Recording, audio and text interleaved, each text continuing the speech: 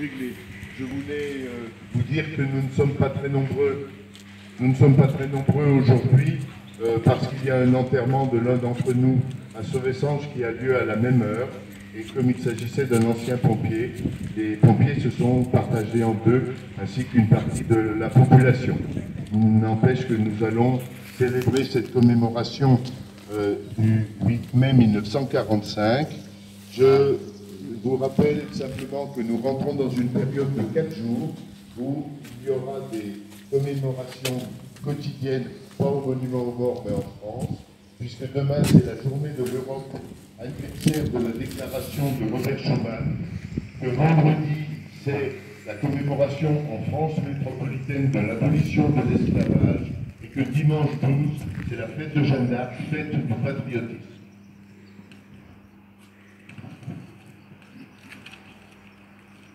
Je vais vous lire le discours préparé par Madame Geneviève Darrieussecq, secrétaire d'État auprès de la ministre des Armées, pour la commémoration de la victoire du 8 mai 1945.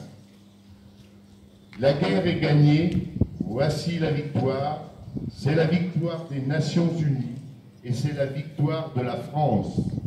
La voix solennelle qui porte ce message dans l'après-midi du 8 mai 1945 est celle qui, depuis le 18 juin 1940, incarne la France dans la guerre.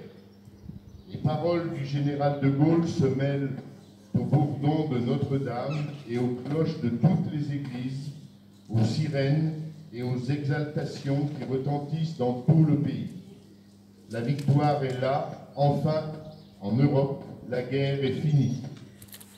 Il y a 74 ans, l'Allemagne signait sa capitulation sans condition par 2 fois. La première, le 7 mai 1945 à Reims. La seconde, le soir du 8 mai à Berlin. Ainsi, la France s'inscrivait dans le cercle des vainqueurs. Après tant de combats, de victimes et de destruction, le nazisme est abattu. C'est la victoire sur une idéologie totalitaire, raciste et criminelle qui a mené la violence jusqu'à sa plus effrayante extrémité.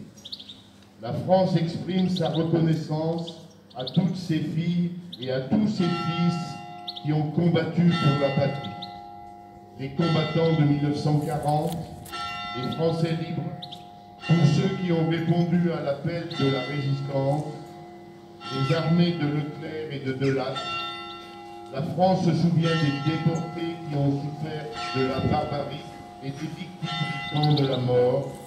La nation n'oublie pas tous ceux qui ont subi les conséquences du conflit, les prisonniers, les victimes civiles, les veuves, les orphelins. La France exprime sa reconnaissance aux femmes et aux hommes issus des nations du monde entier qui ont conjugué leurs efforts pour nous libérer et restaurer la dignité humaine.